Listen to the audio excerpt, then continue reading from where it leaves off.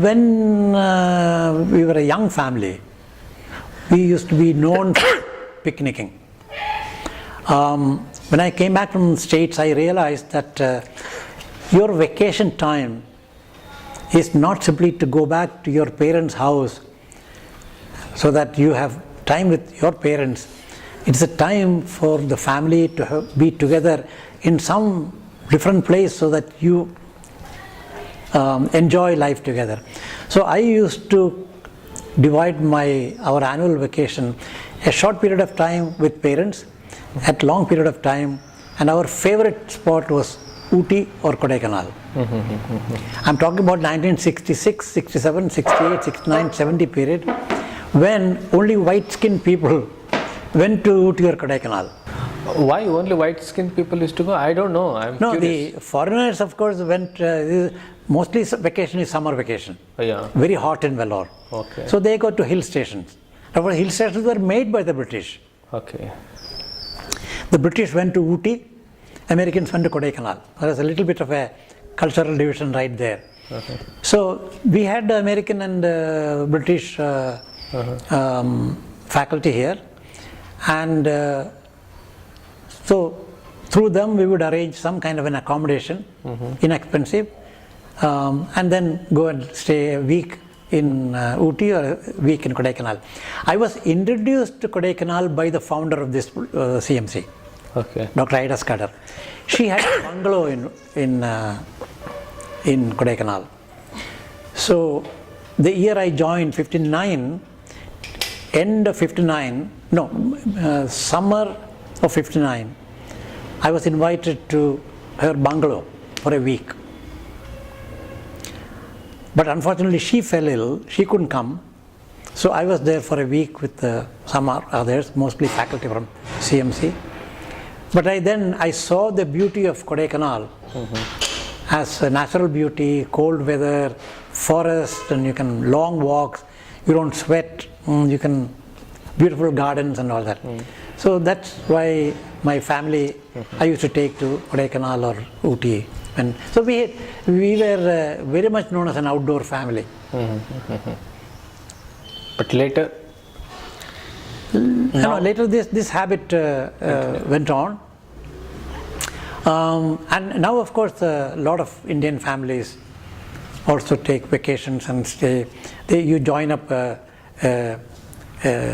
system where an annual vacation would be available in some guest house, Mahindra or Sterling and things like that. But with my workload increasing, children growing into adults, our family vacations are very occasional. Now? My 70th birthday, the whole family came, everybody together. You are 79 years old, still going very strong, very dynamic. What is the secret of your health? First of all, that assume that I am healthy. Yeah, at least, yeah. Compared to others. Yeah, and yes, I also feel healthy, and I don't know how to attribute what I must attribute my health to. There are multiple. First of all, I am conscious of my health. Okay. And I want to be healthy. So I am motivated to do things that promote health, which many others may not. Say, look, I don't have a paunch. Very easy to put on a paunch. I had a paunch at one time. 1950, I became a non-meat eating person. 50th birthday, I said no more meat, and thereafter I have not eaten meat, except in Siberia. There was nothing else available except chicken to eat. Because you don't want to starve you.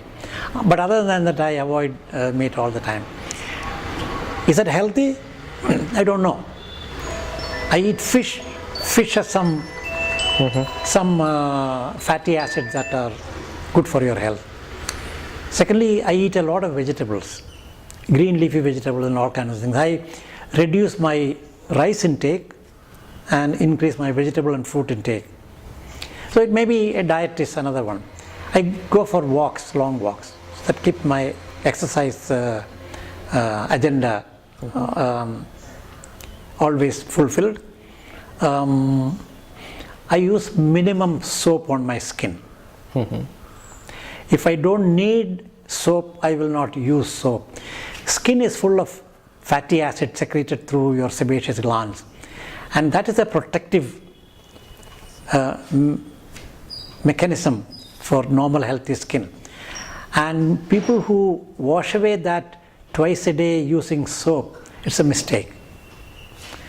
Okay, all you need to do is to rub your skin, remove all the dead scales, and your skin will remain healthy.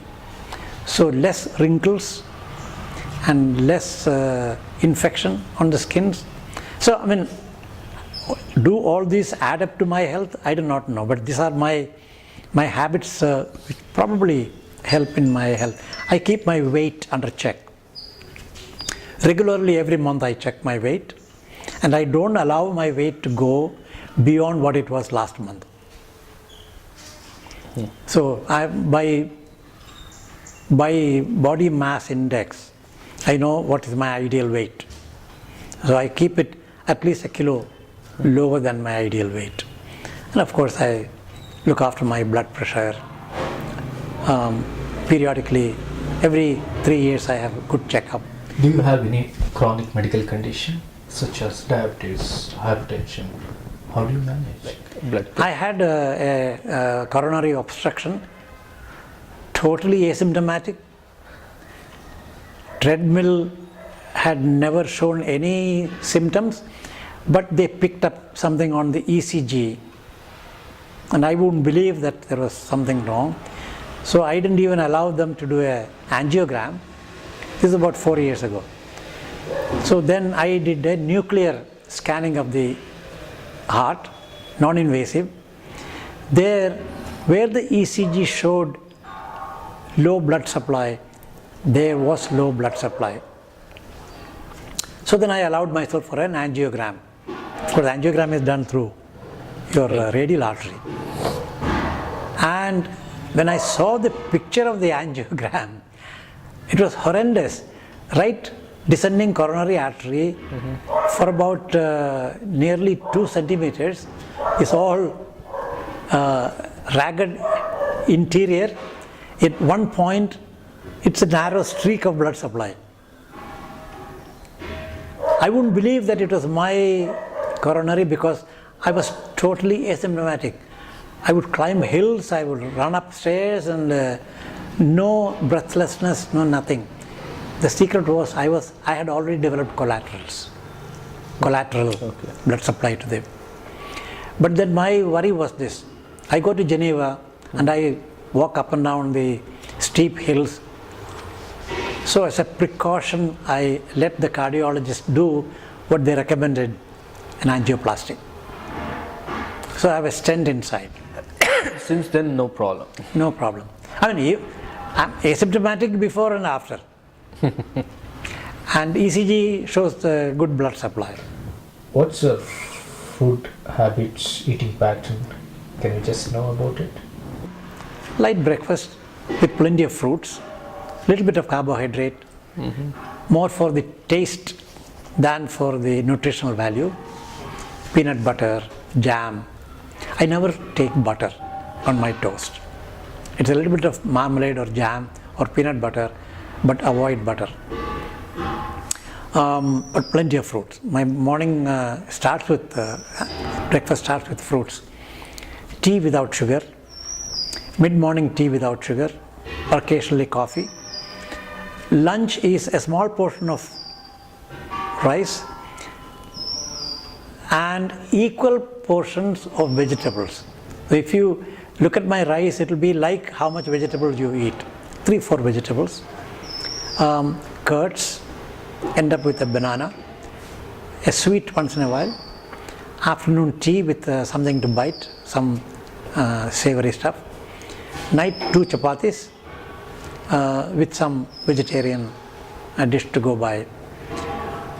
So I consume a lot of fruits and a lot of vegetables. That probably helps in keeping the weight down and keeping myself healthy. the mind has an influence on body, and if you have a mind that is active, that is motivated, that your body must remain healthy, I think all this kind of contributes. Do you also sleep afternoon? What is your usual sleeping habits? I don't sleep regularly in the afternoon. I wake up every day at 6. It's like a biological clock. Make a cup of tea and drink and then keep working. Breakfast is about 8 o'clock. Bed 10:30, plus or minus half an hour. Sleep well. These days I wake up once at night to go to the toilet. So at that time I also drink a glass of water. Not a glass, half a glass of water. That wakes me up at 6 a.m. It's a very simple method to wake up at 6 a.m. Do you also cook? Okay. I can make a cup of coffee in the coffee press. Okay. That's about the limit of my kitchen abilities. But if you have to dress fruit, papaya or mango, that's my duty, because I peeling them, artistically preparing them, cutting them, all that is I do that. So that's full time. We have two people, a woman who comes and cooks food, another woman who comes daily and cleans, and Sunday both of them are on leave. And Sunday our needs are also much less. Sunday morning I don't eat breakfast. Okay. That means 18 hours I don't take any calories to allow liver glycogen to be converted to glucose, to keep my brain supplied with glucose, so I don't go into hypoglycemia, which I recommend to everybody. Once a week, 18 hours, no calories. 10 hours of that is sleep, so no problem. Another 6 hours, early dinner, and late lunch, 1:30 or 2 o'clock. So that spans 18 hours. That is another healthy habit. In olden days, the religion taught you to have this kind of, one day you don't take any carbohydrate, one day you don't take any meat, or one day you don't eat any food from morning till evening except for fruits or drinks. All this had a health benefit. Once we have lost the religious rituals, and we have office workers, and you have a regular pattern, you don't follow this. But so Sunday is easy for me. Sunday morning, it's going to church is the only thing. So going to church, there is no hard work. Do you also take occasional drinking or social drinking, alcohol consumption? I used to enjoy alcohol when I was young, particularly after coming back from States, and I don't drink any hard alcohol. No whiskey. Even if you give me money and say give me whiskey, I do not drink whiskey at all.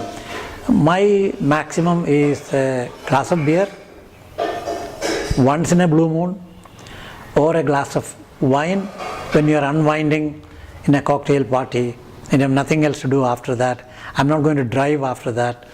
Then I enjoy a little bit of beer or wine, but nothing. If you push me with something harder stuff, I will take a rum with a Coke or a Pepsi. This has been the practice for the past 50? Long time. Okay. Social drinking, and see, you can't say drinking, because nowadays I may drink beer once a month or once in 2 months. There is no occasion to drink. Only when you travel, you have good company, and you are not sharing a meeting, you don't have homework to do for tomorrow. Those kind of occasions are very, very few. Okay. Thank you so much, Professor Jacob John. It was wonderful talking to you. You really spared us a high quality time and shared some of a very interesting journey of your life.